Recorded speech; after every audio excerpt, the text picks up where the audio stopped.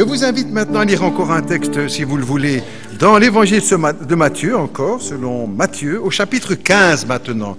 Matthieu 15, nous allons retrouver le même groupe, les pharisiens, le parti religieux, les scribes, et le Seigneur Jésus, bien sûr. Matthieu au chapitre 15, Matthieu 15, et nous lirons à partir du verset 10. Matthieu 15, verset 10. Ayant appelé à lui la foule, Jésus lui dit : « Écoutez et comprenez. Ce n'est pas ce qui entre dans la bouche qui souille l'homme, mais c'est ce qui sort de la bouche. C'est cela qui souille l'homme. » Alors ses disciples s'approchèrent et lui dirent : « Sais-tu que les pharisiens ont été scandalisés des paroles qu'ils ont entendues ?» Et il répondit : « Toute plante que n'a pas plantée mon Père sera déracinée. Laissez-les. Ce sont des aveugles qui conduisent des aveugles. Et si un aveugle conduit un aveugle, ils tomberont tous deux dans la fosse. » Pierre, prenant la parole, lui dit : « Explique-nous cette parabole. » Et Jésus dit : « Vous aussi, vous êtes sans intelligence ? Ne comprenez-vous pas que tout ce qui entre dans la bouche va dans le ventre et puis est jeté dans un lieu secret. Mais ce qui sort de la bouche vient du cœur. Et c'est ce qui souille l'homme, car c'est du cœur que viennent les mauvaises pensées, les meurtres, les adultères, la pornographie, le vol, les faux témoignages, la calomnie. Voilà les choses qui souillent l'homme. Mais manger sans s'être lavé la main, cela ne souille pas l'homme. » Jusque-là, notre lecture, si vous le voulez bien, pour ce matin. Je vous propose pour aujourd'hui d'ouvrir le second volet de notre courte série que je vous ai proposée sur le thème « Foi et religion », avec le titre « Critique de la religion et éloge de la foi » ou « Différence entre la foi et la religion ». Et il est utile, je crois, de rappeler encore, je le fais à l'occasion, mais ce ne me manque pas de le refaire, que Jésus n'a jamais employé le mot religion. Jésus n'a jamais parlé de religion. Jamais. Il a dit beaucoup de choses sur beaucoup de sujets. Jamais il a employé le mot religion. Et dans tout le Nouveau Testament, ce mot ne se retrouve que 4 fois. 2 fois dans le livre des Actes, dans le même contexte, et 2 fois dans l'épître de Jacques, aussi dans le même contexte. C'est tout. Par contre, le mot foi se retrouve des dizaines et des dizaines et des dizaines de fois dans le Nouveau Testament. Foi et religion, c'est le thème que je vous propose. Ceci en disant encore que il y a des implications aussi pour nous, tout de suite. C'est que dans notre témoignage ou notre manière de parler autour de nous, de prêcher, il faut éviter d'employer ce mot religion, parce qu'il crée la confusion. Nous ne défendons pas une religion, nous ne vivons pas une religion. Nous prêchons la foi en Jésus-Christ, et nous vivons notre foi. Alors ceci, sans enlever quoi que ce soit à ceux qui nous ont précédés, puisque c'est un anniversaire, 500e anniversaire de la réforme, de la naissance du protestantisme, c'est pas pour renier ce qu'ils ont fait, le combat qu'ils ont mené, mais eux, pour rappeler qu'eux-mêmes ont été vigilants de bien faire la distinction entre la religion, le système religieux et la foi personnelle. On évoque ça ensemble ce matin. Nous avons déjà vu, court résumé de la semaine dernière, que dans ces différences, la religion est faite de pratiques extérieures. Vous retrouvez ça dans les textes que nous avons lus ce matin. Par contre, la foi, c'est l'œuvre de l'Esprit de Dieu à l'intérieur de l'homme, d'une personne. La religion ne sait pas changer un homme. La foi change les hommes.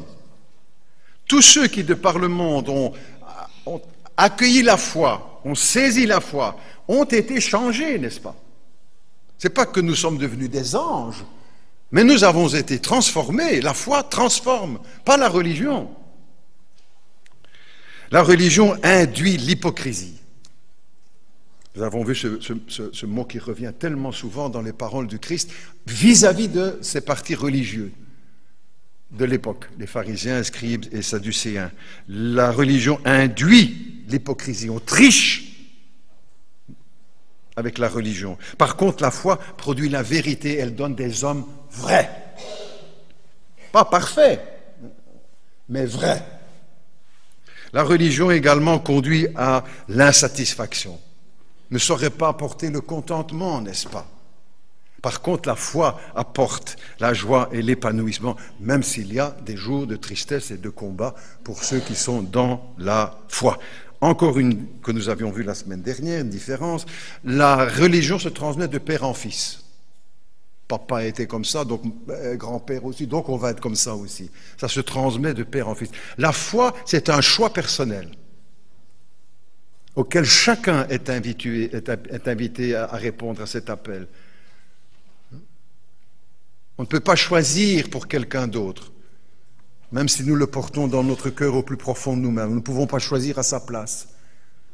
C'est un choix personnel. Nous avons développé cela et ceci se retrouve aussi sur le site médiaévangile.be de la semaine dernière. Nous continuons dans ce même axe ce matin avec d'autres différences, bien sûr, entre foi et religion, en rappelant que c'est un sujet essentiel pour notre pays. Parce que la religion ou les religions tiennent une place énorme dans notre société. Pas toujours d'une façon apparente. On parle plutôt du déclin des religions. Oui, mais il y a quand même derrière, en sous-sol, on va dire, dans la culture, et c'est ça dans notre pays qui est difficile à atteindre ou à changer, c'est que la religion ou les religions sont entrées dans la culture du pays. Et donc, il est très difficile de pénétrer ce terrain-là de la culture et qui remonte à bien des siècles. Nous savons combien il est difficile d'amener un Belge à la foi. Parce qu'il y a derrière son éducation, etc., même s'il n'est plus croyant ou ne va pas à l'église, il y a quand même dans le fond, d'arrière-plan de son existence, ses racines de religion. Et la religion peut être, écoute bien, la religion peut être un obstacle à la foi. La religion peut être un obstacle, peut devenir un obstacle à la foi. C'est aussi, cette question de religion, un sujet explosif, au propre et au figuré, nous en avons souffert dans notre pays. Elle est aussi à la pointe de l'actualité aujourd'hui dans les informations que nous recevons de ci et de là. C'est surtout une actualité sanglante.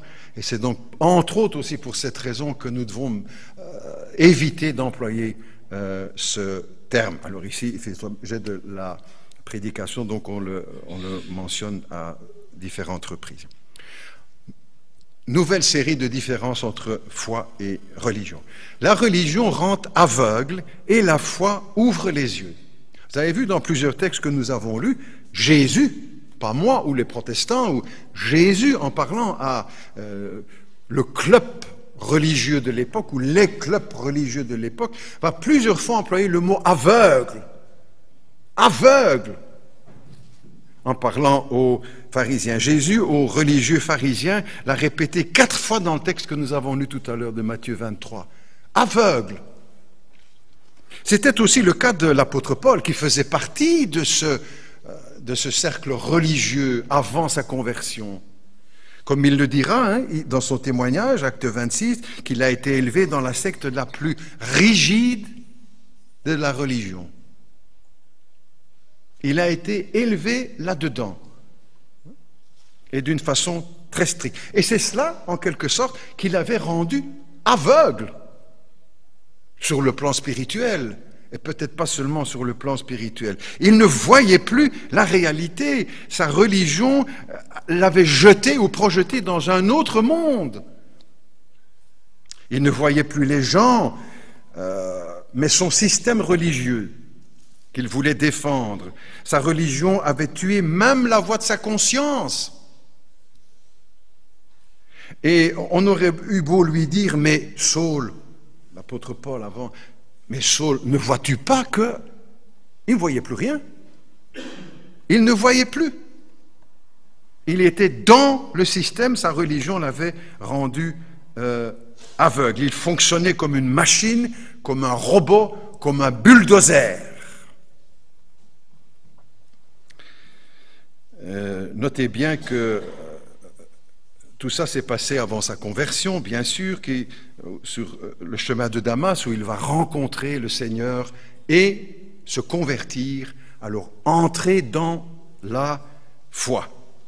Dieu lui fait comprendre, là, sur le chemin de Damas, l'expression est connue maintenant, sur le chemin de Damas, Dieu lui fait comprendre son véritable état spirituel. Il est aveugle sur sa conduite, il voit plus clair sur ce qu'il fait, il est aveugle sur son péché, il est aveugle sur le mal, il est aveugle sur ses erreurs, il est aveugle sur Jésus de Nazareth, sur le Christ, il est aveugle sur les Écritures, sur la Bible, il n'a pas compris.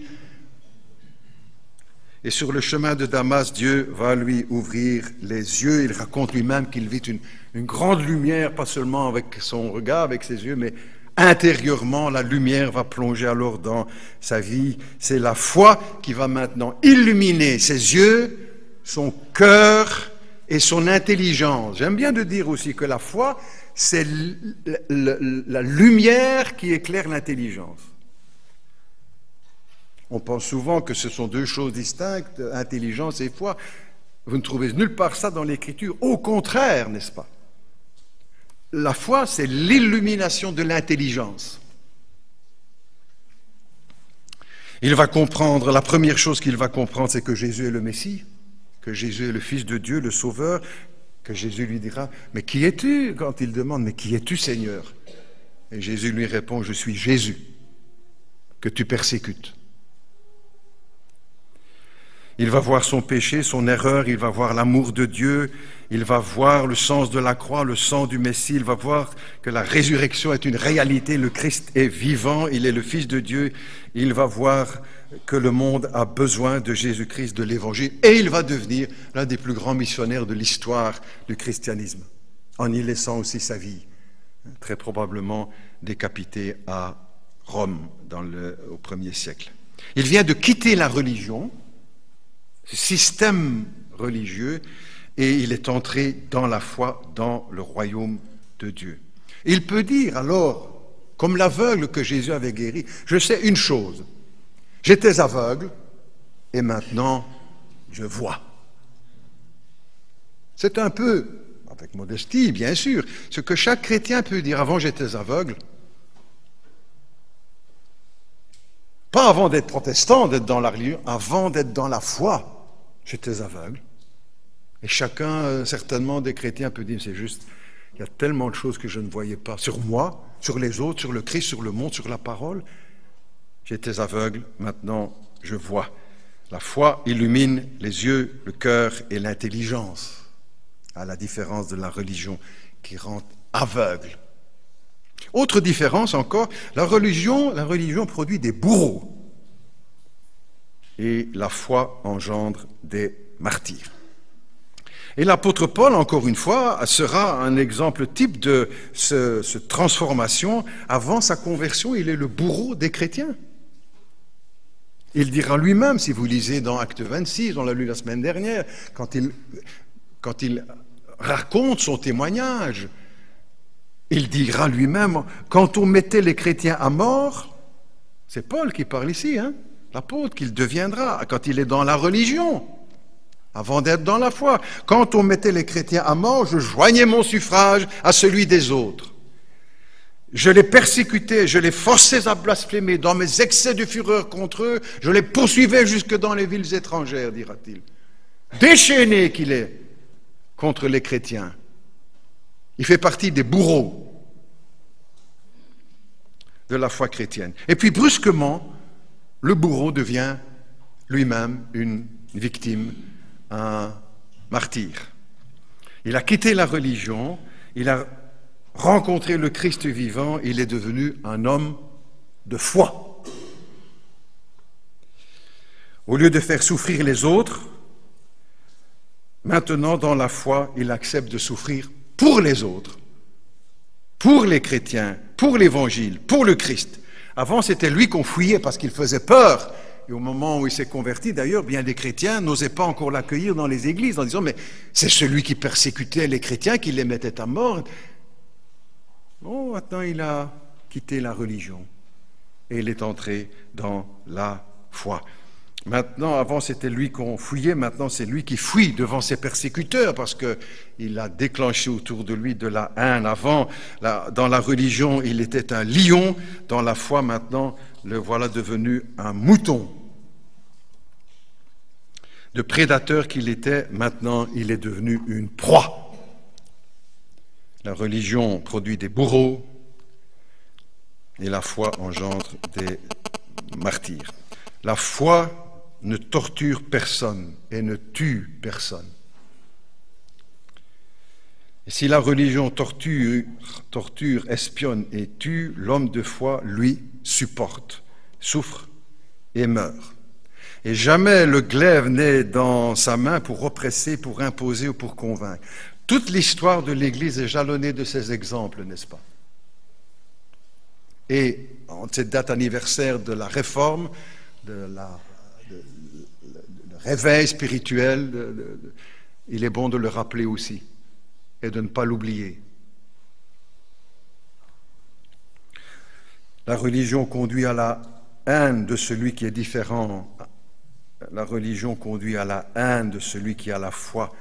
Et la religion devient ennemie de la foi.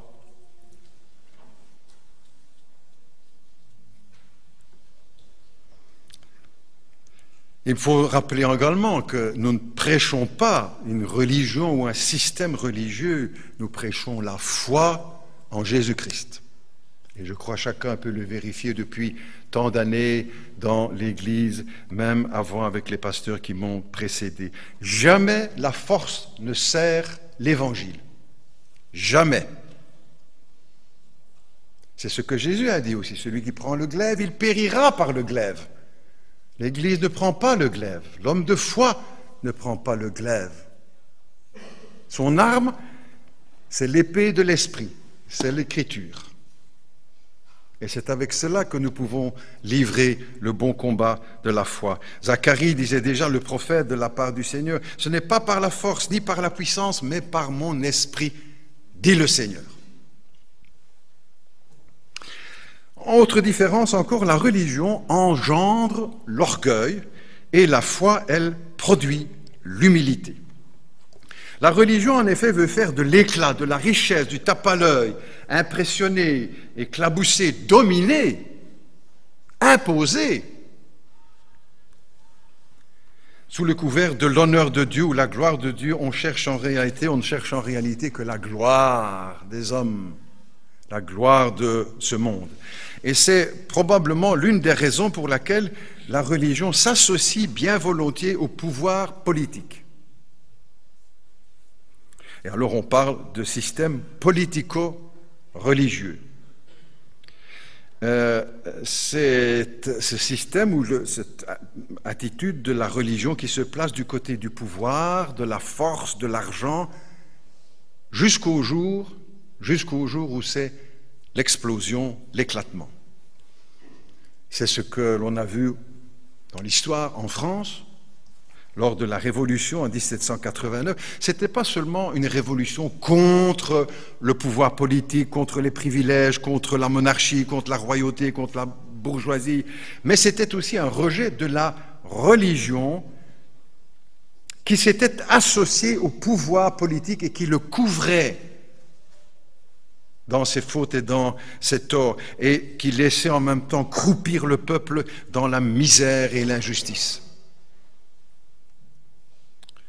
La religion a fait basculer en fait ce pays dans l'athéisme ou la laïcité athée, si l'on veut faire un peu plus de nuances. On a vu la même chose aussi, vu l'histoire, en Russie, n'est-ce pas? La même chose avec ce mouvement de la Révolution en 1917, le clergé de la religion orthodoxe s'était placé du côté du pouvoir politique, des tsars et des puissants, etc., profitant de tous les privilèges de la cour, alors que le peuple croupissait dans la misère et l'injustice. Jusqu'au jour où c'est l'explosion, la révolution, bien sûr, qui va rejeter le pouvoir politique, mais aussi le système religieux qui s'était associé ainsi au pouvoir. Ils entraient alors, mais en même temps, en allant un peu trop loin, ils rejetaient tout. le Christ, la foi, les Écritures, et ce peuple allait vivre 70 années sous une dictature athée. À la différence, la foi ne s'abrite pas à l'ombre du pouvoir politique. Elle le respecte, on respecte les autorités, la Bible nous y invite de respecter le roi, les autorités, le pouvoir, même s'ils ne font pas toujours ce qu'ils devraient faire, le respect, mais pas vivre à l'ombre ou au crochet de ce système de la politique. Ainsi, vous ne nous voyez jamais courir chez le bourgmestre ou chez les échevins ou chez les ministres. On y est allé une fois. C'est pour leur offrir une Bible.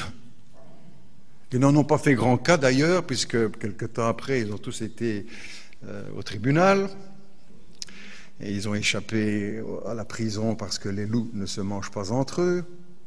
On avait été là pour leur offrir la Bible. Ils ont chacun reçu, le bourgmestre, tous les échevins. Ainsi, vous ne nous voyez pas non plus parler politique ou donner des conseils lorsqu'il s'agit des élections.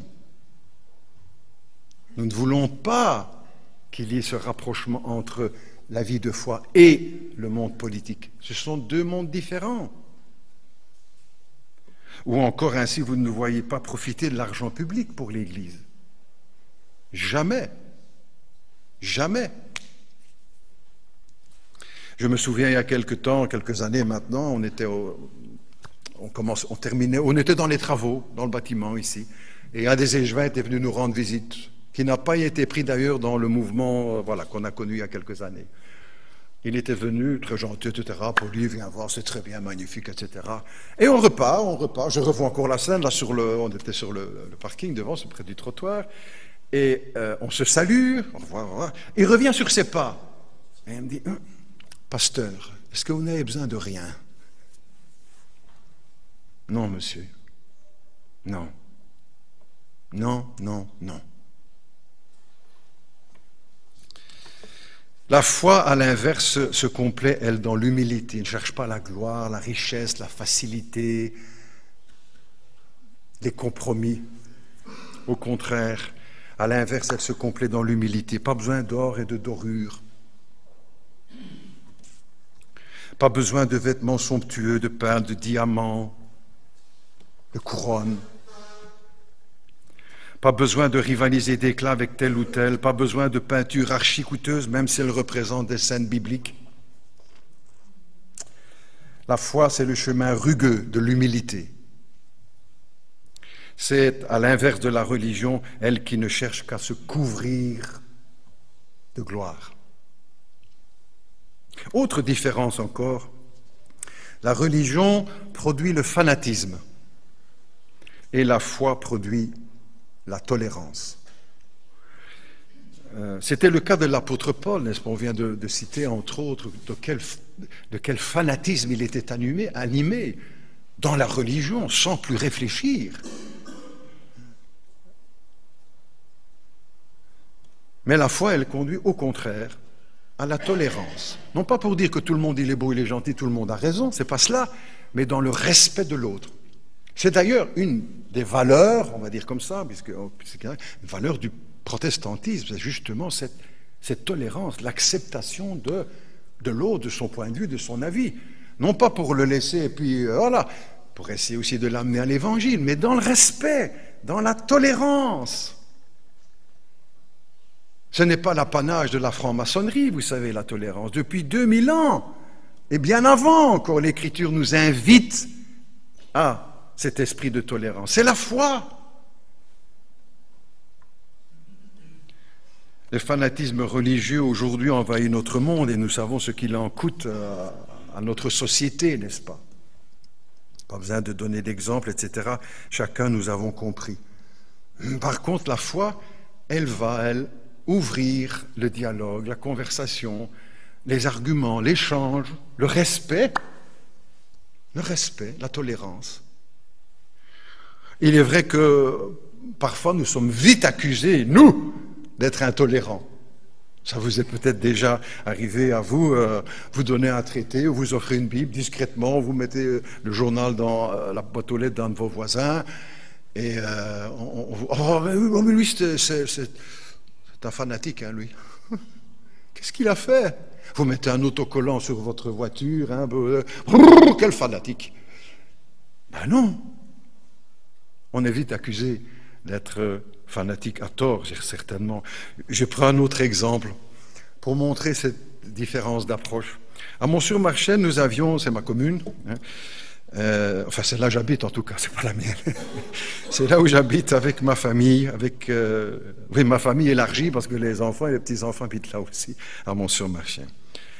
Il y a à Mont-sur-Marchais, tous ceux qui habitent par là le connaissent. Je ne connais pas son nom d'ailleurs, mais je l'ai croisé plusieurs fois, un monsieur. C'était un... Je ne le vois plus maintenant, donc il était quand même déjà âgé, il avait les cheveux blancs, enfin je ne le vois plus et dans la rue non plus. Je vous donne quelques détails là-dessus, sans, mais vous allez comprendre. C'était supporter du Sporting, mais vraiment un supporter. Hein. Il a des autocollants sur sa voiture, des pluches avec des bonnets, etc. Il avait en fer forgé sur sa façade, zèbre, toujours. Bon, très bien, bravo, Et quand il y avait des matchs importants, sur le macadam, devant sa maison, il écrivait avec, zèbre, vainqueur, il y avait des bazars pareils.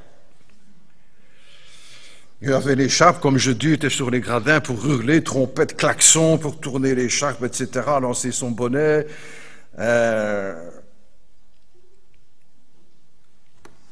Et lui, quand on voit ça, on dit « Oh, quel supporter! Quel supporter !» Mais le chrétien, lui, qui va donner un petit traité là, à la serveuse qui vient de faire votre compte pour sortir du Aldi ou bien du Lidl, dit « Oh, quel fanatique !» Bien sûr que non, n'est-ce pas? Nous ne sommes pas au contraire, mais nous aimons et nous voulons communiquer la foi en respectant chacun. Dans le quartier, je donne quelques mots et puis je termine avec ça, dans le quartier, je distribue quand il y a les émissions à la RTBF, quand il y a un culte télévisé, etc. Je mets dans les portes, mais je ne demande jamais, je ne dis jamais un mot à d'autres voisins. Je les laisse chacun. S'ils viennent vers moi, oui, je parle. Mais je ne veux pas les embarrasser, les harceler. Vous avez reçu mon petit papier, là. Quand est-ce que vous venez? Est-ce que vous... Non. Mais, ça a été semé. Que Dieu nous aide ainsi à rester dans cet esprit de la foi, l'esprit de la tolérance. Parce que la religion pourrait repousser beaucoup de gens. Mais la foi, elle doit attirer. Et elle attire. Et c'est pour ça qu'encore aujourd'hui, 21e siècle, en Belgique, des âmes se tournent vers Jésus-Christ. Ce n'est pas seulement en Belgique, mais dans le monde. Parce qu'ils ont été attirés à Jésus-Christ par la foi. Ainsi, soyons des hommes de foi, pas des hommes de religion. Proclamons la foi en Jésus-Christ, mais pas la religion du Christ. Soyons soldats de la foi, mais pas soldats protestants. Combattons le bon combat de la foi, mais pas le bon combat ou le combat de la religion, pas le bon, je supprime. Non. Vivons notre foi, mais pas notre religion.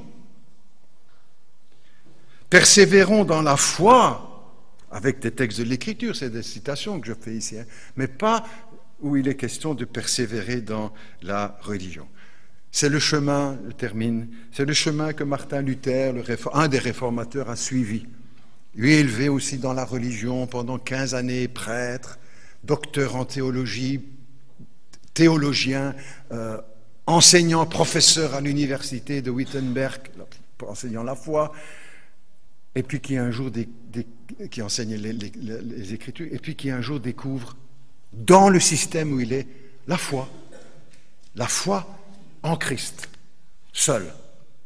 Ce sera le bouleversement dans sa vie et dans l'histoire du monde. Un journaliste disait il y a quelque temps, qui interviewait un pasteur irlandais, qui disait ceci: s'il y a plus de foi, il y aura moins de fanatisme religieux. Amen. S'il y a plus de foi, il y a moins de fanatisme religieux. Question: qu'est-ce que mon Église prêche? La religion ou la foi? La foi. Qu'est-ce que je vis? La religion ou la foi? La foi en Jésus-Christ. Que nous sachions et nous n'oublions jamais de savoir faire la différence. Et pour offrir, partager et témoigner de la foi. Peut-être au travers de tout ceci, quelqu'un se dit, mais moi je suis encore dans la religion, je ne suis pas encore dans la foi, moi. Et je me retrouve un petit peu dans ces différences. Est-ce que c'est peut-être pas le temps pour quelqu'un de venir aujourd'hui à la foi? Un bon protestant. Les protestants aussi doivent venir à la foi personnelle en Jésus-Christ, vous savez. Pas seulement les païens, comme on dit. Mais parfois, la religion protestante peut aussi être un obstacle qui empêche de venir à Jésus-Christ. Peut-être que c'est le moment aujourd'hui de venir, de dire, mais je dois répondre personnellement. Comment on fait? Premièrement, par la repentance. C'est les mots de la parole, moi je ne les invente pas. C'est ce que Jésus a dit, c'est ce que les apôtres ont prêché, se repentir, c'est reconnaître son péché, qu'on n'est pas parfait, qu'on a fait le mal, même si on a fait du bien aussi, on a fait quand même le mal aussi. Pour le reconnaître, les yeux ouverts, la foi, elle ouvre les yeux. C'est juste, je suis comme ça. De reconnaître que Jésus-Christ est le Seigneur, le Sauveur, et qu'il est mort à la croix pour nos péchés. C'est comme ça aussi qu'on entre sur le chemin de la foi. Et en accueillant Jésus-Christ dans notre vie comme Sauveur, comme Seigneur, c'est plus une religion, c'est une vie. C'est la vie avec Christ. Comme Paul pouvait le dire après son cheminement dans la religion, Christ est ma vie. Il n'a jamais dit, Christ est ma religion. C'est ce que nous pouvons dire aussi, Christ est ma vie. Si ce n'est pas encore le cas, viens aujourd'hui personnellement à Jésus-Christ. Prions ensemble si vous le voulez. Inclinons-nous dans la prière quelques instants. Notre Dieu, notre Père, nous te remercions pour ta parole, parce qu'elle est la lumière dont nous avons besoin pour éclairer notre vie, notre âme, pour nous faire connaître la vérité. Et comme Jésus l'a dit, nous voulons nous appuyer sur cette déclaration. Ta parole est la vérité. Merci parce que elle nous aide à faire justement la différence entre la religion et la foi. Et permet que tout ce que nous avons partagé ensemble nous éclaire les uns et les autres. Et de pouvoir vérifier, reconnaître si nous sommes encore dans la religion ou dans la foi personnelle en la personne de Jésus-Christ. Et peut-être si quelqu'un ce matin veut faire le pas, peut-être dire dans son cœur intérieurement, avec mes mots, avec vos mots, peu importe. Mon Dieu, ce matin, je veux m'approcher de toi. Je viens à l'église, je lis la Bible, mais je ne suis pas encore dans la foi. Je m'approche de toi, Seigneur, ce matin, personnellement. Je ne veux pas seulement croire comme mon papa ou ma maman, ou comme je m'approche de toi ce matin, personnellement. Je te demande pardon pour mes péchés. Dis-le dans ton cœur. Je te demande pardon pour mes péchés. J'ai fait des choses que je regrette, dont j'ai honte. Pas devant les hommes, puisque tout le monde fait le même, mais devant toi, Seigneur. Je te demande pardon. Je reconnais mes fautes et je veux les délaisser. Je me tourne ce matin vers Jésus-Christ. Je crois en lui, je lui fais confiance. Je crois qu'il est mort à Golgotha pour mes péchés, qu'il a payé le prix de mes péchés à la croix du Calvaire, qu'il est le Sauveur, le seul Sauveur. Je m'approche de lui et je l'accueille aujourd'hui dans ma vie, dans mon cœur, parce qu'au travers de ce que j'ai entendu, c'est lui qui parle à mon cœur et à mon âme. Et aujourd'hui, je viens à Jésus-Christ. C'est pas aux protestants que je viens, c'est pas aux évangéliques, c'est à Jésus-Christ. Le Fils de Dieu, Dieu le Fils.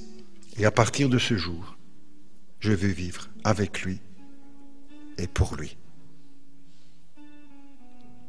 Père Céleste, nous te prions que ton œuvre se fasse dans les cœurs. par ta grâce, par ton esprit, par ta parole, et que plusieurs encore puissent venir parmi nous, autour de nous, à la foi en Jésus-Christ. C'est en son nom, Père Céleste, que nous te prions. Amen.